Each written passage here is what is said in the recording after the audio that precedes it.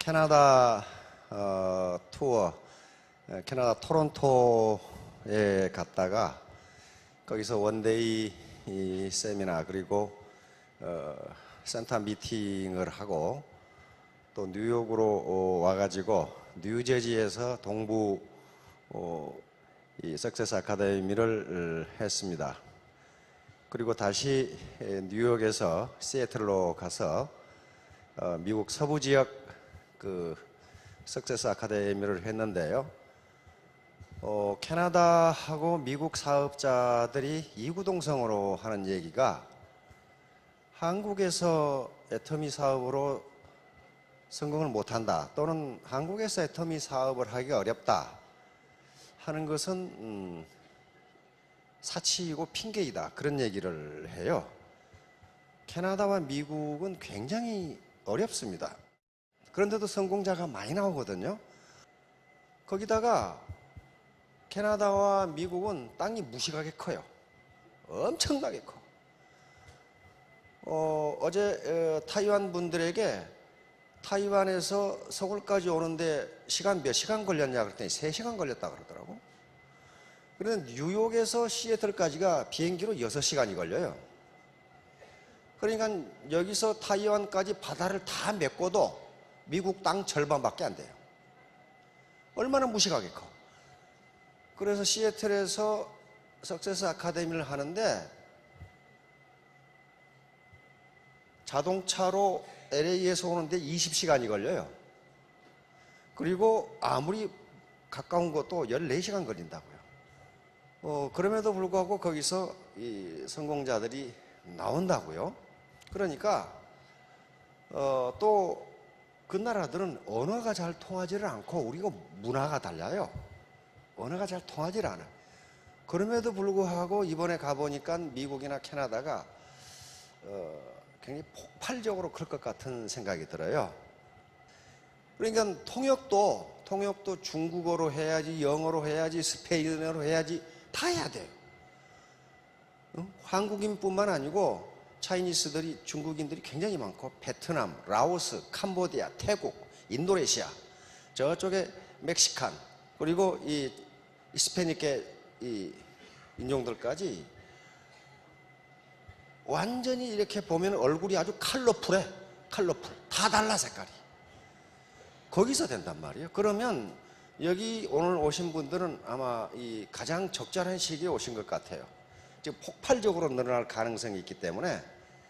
왜냐하면 지난 봄에 미국과 캐나다를 가고 이번에 가보니까 완전히 분위기가 달라요. 오늘 타이완에서 이 회원분들이 한 90여 분 오셨는데 한번 불러보도록 하겠습니다. 송리산 나와주세요. 송리산. 안녕하십니까. 특히 타이완 분들 따지하오. 예, 감사합니다. 잘 듣고 계시네요. 그 다음에 경주 K호텔 나와주세요. 경주 K호텔. 예, 안녕하십니까. 예, K호텔에 지금 한 2,500명 모여 계십니다. 변산 대명 디저트 나와주세요. 대명 디저트 안녕하십니까. 예, 예, 반갑습니다. 예. 자, 애터미는 성공할 수 있는 객관적 조건을 갖추고 있습니다. 그것이 절대 제품, 절대 가격, 그것만 가지고 안 돼요. 절대 시스템이 있어야 돼요.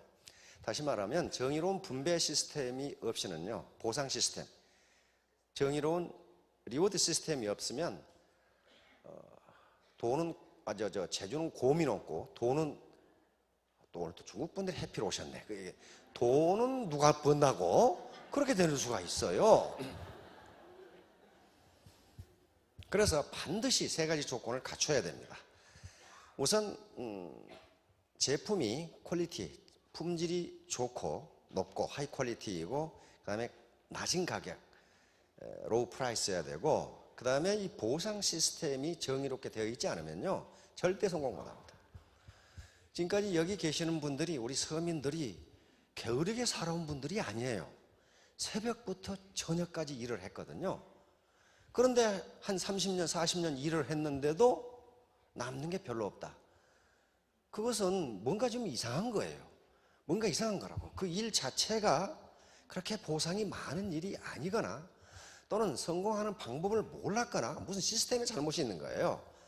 결코 부지런하게 일한 사람들 잘못이 아니란 말이에요.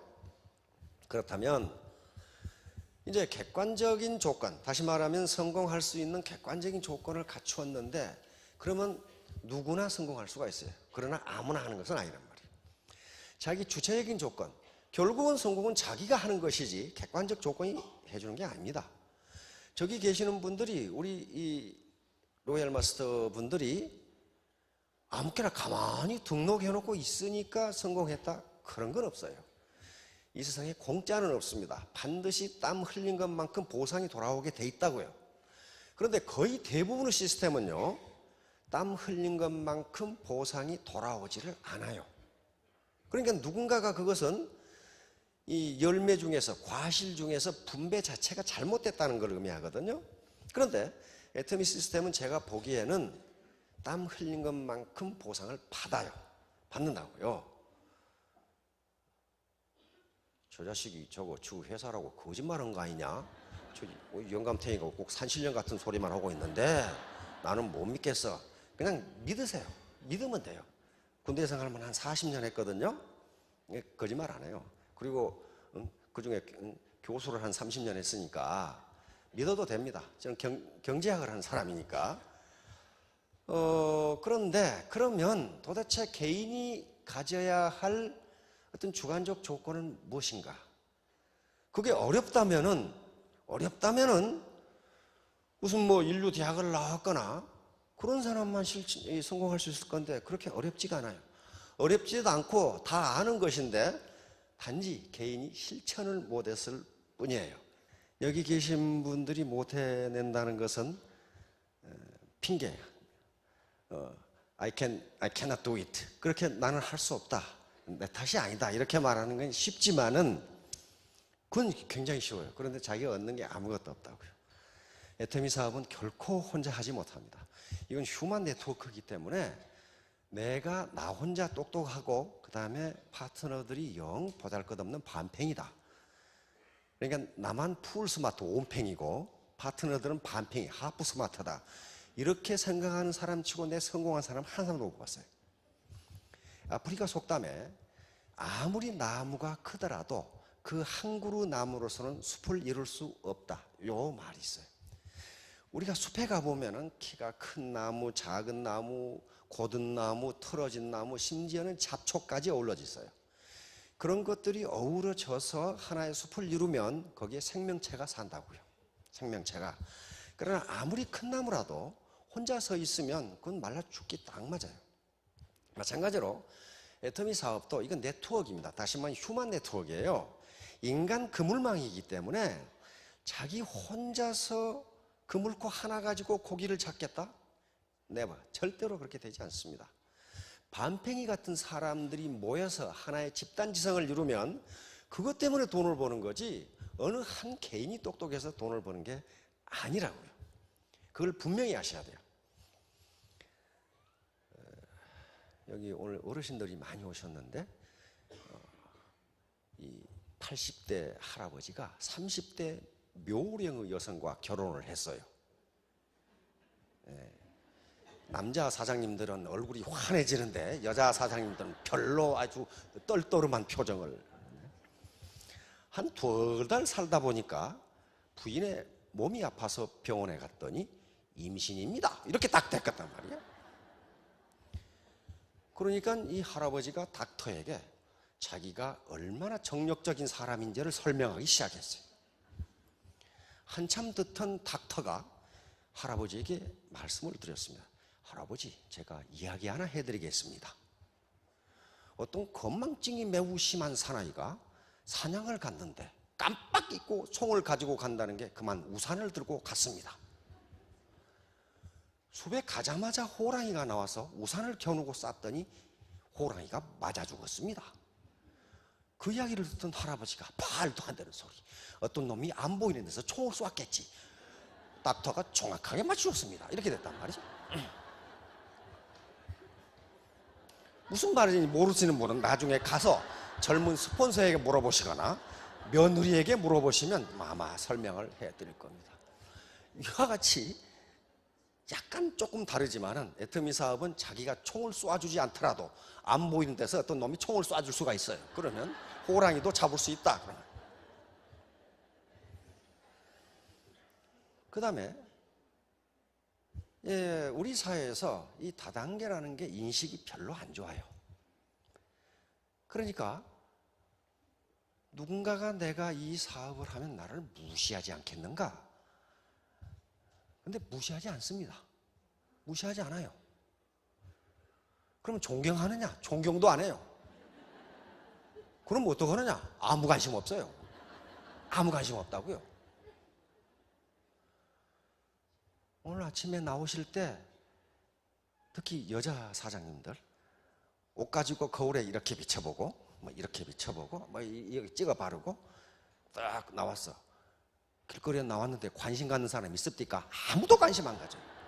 그 여자가 무슨 옷을 입었는지 신발을 뭘 했는지 백을 뭘 들었는지 전혀 관심 없어요.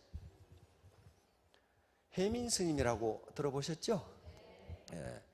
이 스님이 쓴 책이 베스트셀러가 됐어요. 저도 사봤거든요. 아주 평범한 얘기를 굉장히 맛깔스럽게 이렇게 쉽게 써나간 책이에요. 그 베스트셀러 지금도 보니까 스테디셀러로 돼 있어요. 교보문고 가보니까. 이게 한 2개월 베스트셀러가 되니까 젊은 스님이거든. 아주 잘생겼죠. 젊은 스님이란 말이에요. 그래서 내가 서점에 등장하면 마치 연예인이 등장하는 것처럼 많은 사람들이 내 책을 사가지고 사인해달라고 그럴 것이다. 그래서 볼펜을 하나 준비해가지고 그 서점에 톡 들어갔어요.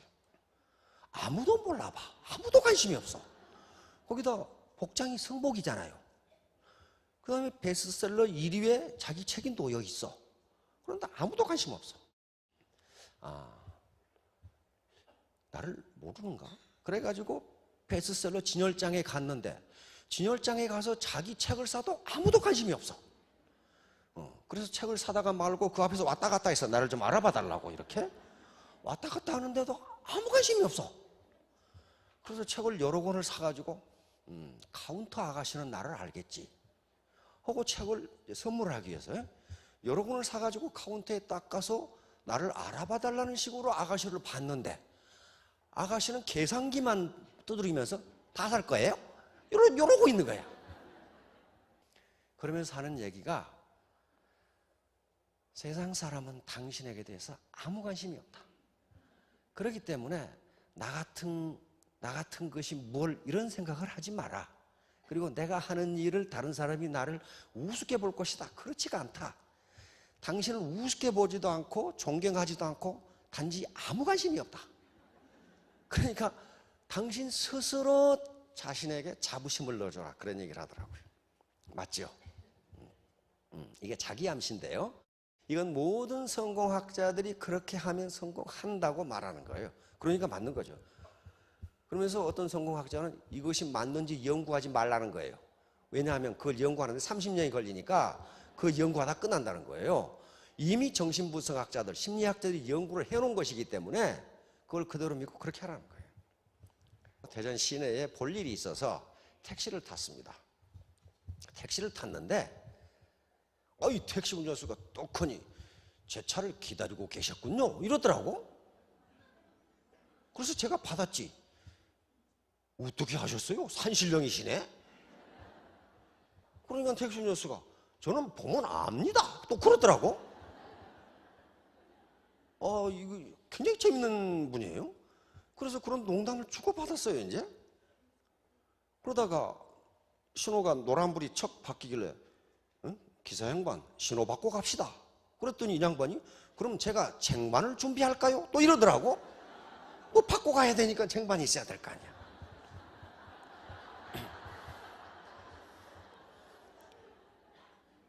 그런 식으로 목적지까지 아주 유쾌한 유머를 하면서 갔어요. 근데 그 양반이 하는 얘기가 나는 도대체 택시 운전에서 돈이 안 벌린다는 사람들을 이해할 수가 없다 이거야. 이렇게 돈이 잘 벌리는데 어떻게 돈을 법니까? 그랬더니 자기는 항상 내 택시를 기다리는 사람이 있다. 그러면 거기 기다리는 사람이 있대요. 그리고 그 손님이 내리는 곳에 거기에도 기다리는 사람이 있을 것이다. 그러면 기다리는 사람이 있대요. 그러니까 그러면서 손님을 찾으러 돌아다니는 택시 기사들은 휘발유만 낭비하지 손님이 없다 이거야 그거. 없다 이거야. 그러니 이게 얼마나 보람 있는 일이냐 이거지. 나를 기다리는 사람을 내가 가서 모시고 목적지에 안전하게 모셔다 드리고 거기에 또 기다리는 사람이 있으니까 그분을 또 목적지에 안전하게 모셔다 드리고 이렇게 하니 택시 운전이 자기는 얼마나 재밌고 소득이 높은지 모르겠다. 돈이 안 벌린다는 사람들은 도대체 이해가 안 간다. 그러더라고요. 근데 올 때 또 택시를 탔거든요. 그 사람은 내 살벌해서 죽을 뻔 봤어요. 아니, 다른 차가 앞으로 가면 욕을 퍼붓는 거야. 그래, 욕을 퍼붓는데 그 차 운전수는 못 듣지, 지금. 그렇죠? 근데 자기는 더 선수야, 끼어들기, 이렇게. 더 끼어들기 선수야. 그런데 신호가 걸려가지고 신호가 좀 늦게 바뀌면 신호에다 대고 욕을 퍼부어. 어디 빌어먹을 놈의 신호가 이렇게 안 바뀌냐고 말이야. 그래놓고는 나중에는 뭐라 하면 에이 더러워서 못 해먹겠네. 내가 택시 운전이나 해먹고 살 놈 같으냐? 그러더라고.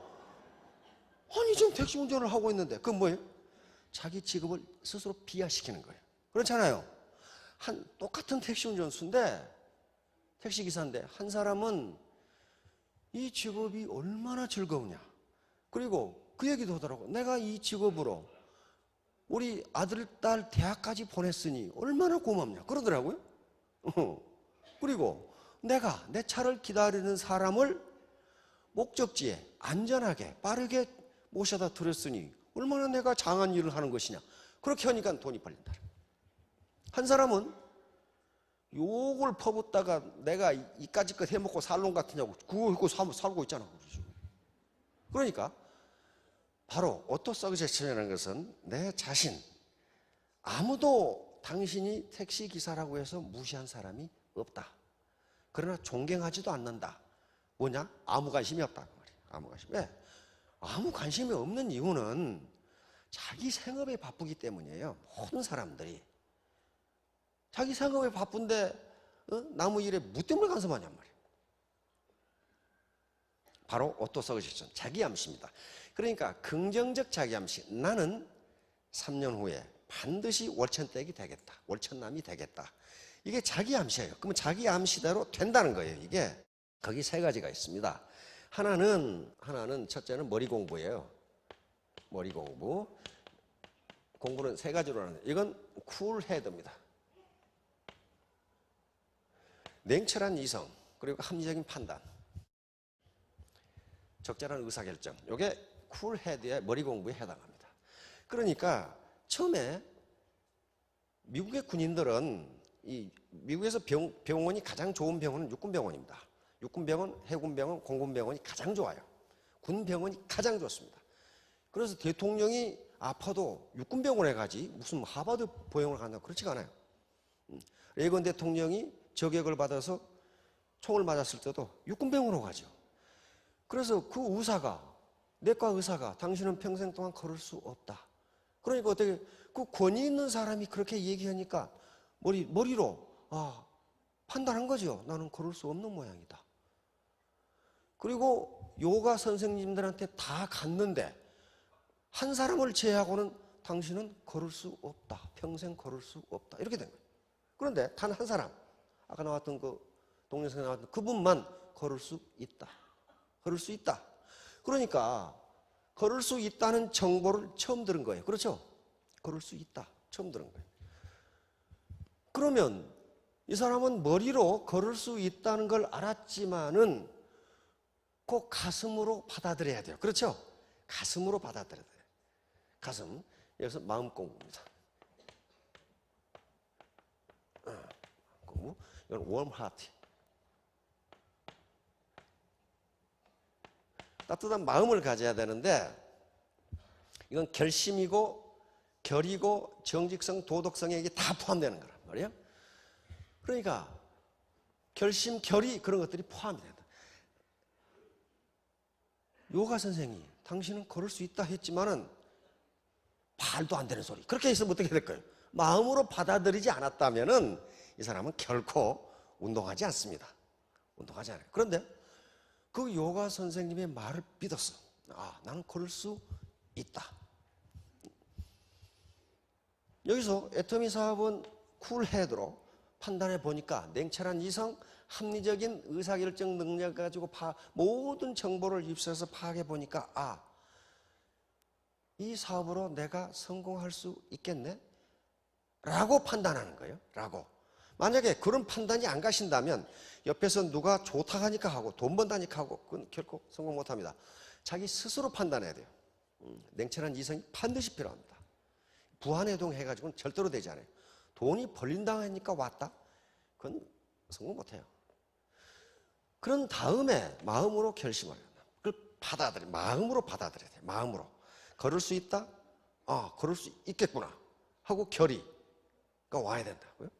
그런 다음에 이것을 실천을 해야 돼요. 실천. 이것이 몸 공부예요. 몸 공부. 이건 부지런한 손발입니다. 비지, 핸드 앤드 푸트, 피트. 그러니까 결국은 이걸로 하는 거예요. 몸으로 움직이는 거예요. 다시 말하면 이 사업은 성공할 수 있다고 판단된다. 내가 땀 흘린 것만큼 보상이 주어진다고 생각된다. 이렇게 했다면 그걸 마음으로 받아들여. 이 시스템, 다시 말하면 이 원데이나 석세스 아카데미에 자꾸 참여하라는 것은 무엇 때문에 그러냐면요. 요 머리에서 가슴으로, 마음으로 내려오는데 시간이 너무 걸리기 때문에. 우리 전 국민들이 존경했던 김수환 주기경께서 머리로 이해한 사랑이 가슴으로 내려오는데 70년이 걸렸다고 그랬어요. 그렇게 머리로 이해한 것이 가슴으로 내려오는 게 쉬운 일이 아니에요. 그러니까 자기가 합리적으로 판단했더라도 심적으로, 마음적으로 아, 이 사업을 통해 나도 성공할 수 있다는 결의를 다지는 게 이런 시스템이에요.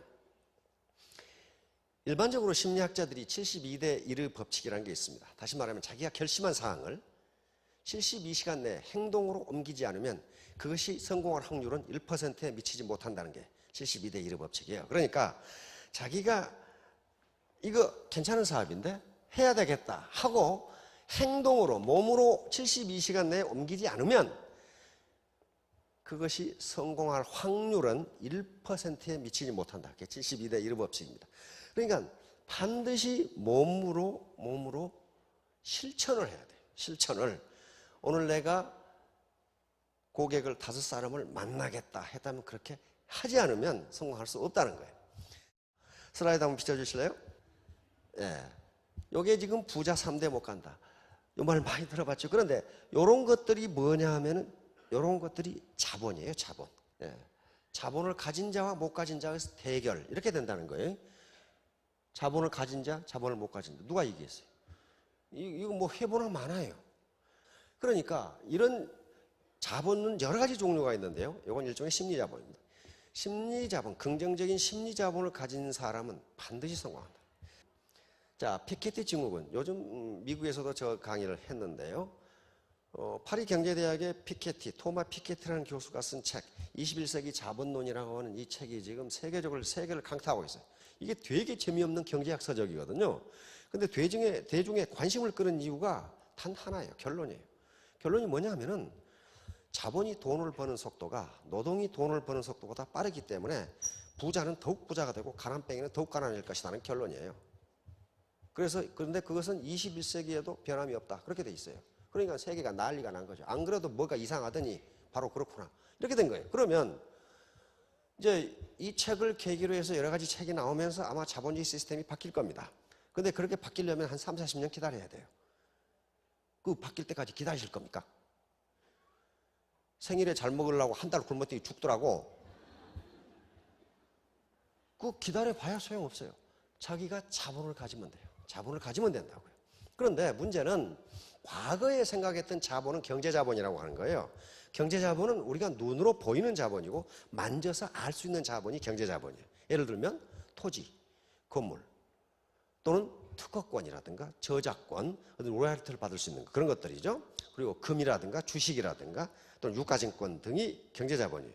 그런 것은 돈으로 금방 환금이 됩니다. 예를 들어서 지금 부모로부터 강남에 있는 사무실 5층짜리 빌딩을 하나 물려받았다. 그러면 여기 앉아 계시지 않아도 돼요. 지금 스위스 휴양지에 계시면 된다고. 로얄티를 받을 수 있는 어떤 특허권이나 저작권을 물려받은 후손은 가만히 있어도 계속 부자가 된다. 그 얘기를 한 거예요, 지금. 그렇다면 다행히도 정보화 시대에 접어들면서 자본의 개념이 점점 확대됩니다. 확대돼서 경제학자들은 지금 또 사회학자들은 긍정적인 심리 자본이 무엇보다도 가장 중요한 자본이라고 얘기를 해요. 아무리 많은 경제 자본을 물려받더라도 심리 자본이 제대로 돼 있지 않으면 그 3대 못 간다는 게 3대 만에 망한다는 거예요. 그래서 우리가 서민이 부모로부터 물려받은 어떤 경제 자본이 없다면 그것은 자기가 스스로 자본을 가질 수밖에 없다고요. 그중에 가장 돈을 들이지 않고 가질 수 있는 게 심리 자본이에요. 이것은 학력이라든가 경력 또는 나이라든가 무슨 그런 것에 전혀 관계가 없는 거예요. 자기가 스스로 이런 심리 자본, 우선 머리 공부. 애터미 사업에 대해서 정보를 충분히 입수하셔서 스스로 판단을 하시기 바랍니다. 이건 비전이 있는 사업인가? 이 사업을 경영하는 사람들은 사기꾼들이 아닌가? 과연 품질과 프라이스는 가격은 품질은 좋고 가격은 싼 건지, 그리고 보상 시스템이 재주 넘는 놈과 돈 가져가는 놈이 다른 건지 요걸 보시라 이거예요. 요것이 쿨헤드예요. 그리고 웜하트 특히 중요한 것은 나 혼자 잘 먹고 잘 살려고 이렇게 하는 게 아니다. 내 파트너들과 동반 성장하고 동반 성공하겠다. 왜냐하면 동반 성공해야 자기가 성공할 수 있어요. 파트너들이 안 되는데 자기만 잘 된다? 그건 impossible, 불가능합니다. 그래서 같이 성공하는 거예요. 이게 정의로운 거예요. 같이 먹고 같이 살자는 거예요. 그 다음에 몸으로 뛰는 거. 이런 걸로 이 세 가지 조건만 갖추면 다 성공이에요. 다. 부족한 것은 어때요? 부족한 테크닉은요, 스폰서에게 배우면 됩니다. 배우면 돼요. 한꺼번에 알려고 하지 마세요. 오늘 처음 오신 분들은 한꺼번에 다 알려고 하지 마세요. 왜냐하면요, 몰라요. 모른다고요. 괜찮은 직장을 잡기 위해서 대학을 4년간 다니는데 애터미 사업에서 하루 만에 알았다. 그건 노벨상 받으러 다른 데로 가시거나 안 그러면 정신이 미쳤거나 둘 중에 하나예요. 그렇게 되잖아요. 몰라요. 모른다고. 그래서 어떤 작은 테크닉은요, 계속 사업을 하시면서 배워가시고 절대로 포기하지 마세요. 자본주의 4.0, 다시 말하면 인간의 얼굴을 가진 자본주의예요. 그게 자본주의 4.0인데 이게 지금 자본주의 4.0 가지고 떠들기만 떠들지 실행을 못해. 실행을. 아무것도 아니에요. 같이 먹고 같이 살자. 그 말이에요. 지금 같이 먹고 같이 살자. 어느 놈은 배 터져 죽고 어느 놈은 배고파 죽고 그러지 말고 같이 살자. 그게 자본주의 4.0이에요. 자, 이제 이거예요. 이게 애티튜드. 이게 이 사람이 와서 부메인이 가진 게 태도를 바꾼 거예요. 태도는 멘탈 애티튜드입니다. 다시 말하면 정신 자세를 바꾼 거예요. 나는 평생 걸을 수 없다는 정신 자세를 걸을 수 있다는 걸로 바꾼 거란 말이에요. 이게 바로 애티튜드예요. 그러면 애티튜드를 다 알파벳 순서를 하면 100점이에요. 100점인데 여기서 A는 어빌리티 능력, 자기 능력은 1%만 있으면 됩니다. 이건 에디슨이 한 말이죠. 천재는 1%의 영감과 99%의 땀으로 이루어진다. 천재는 단지 자기가 맡은 일을 끝까지 완수해내는 재능을 가진 사람일 뿐이다. 그러니까 포기하지 않는 것, 포기하지 않는 사람이 천재다. 지금 그 얘기예요. 어떤 책을 읽어봐도 에디슨이 머리가 좋았다는 내용은 하나도 없어요. 하나도 없어요. 그러니 단지 포기하지 않고 연구를 해서 발명 왕이 된 사람이거든요. 나머지는 전부 태도와 관계되는 것입니다. 트러스트, 믿을 수 있는 사람이냐, 관용과 인간의 진실, 성실, 이런 것들을 다 합하면 100점 만점에 성공할 수 있다는 겁니다. 일단은 그 위대한 존버 정신을 잊지 마시고 never give up. 절대로 포기하지 말고 아까 머리 공부, 마음 공부, 몸 공부 이것을 염두에 두시고 3년 후 전부 월천댁, 5년 후에 5천댁이 되시기 바랍니다. 예, 감사합니다.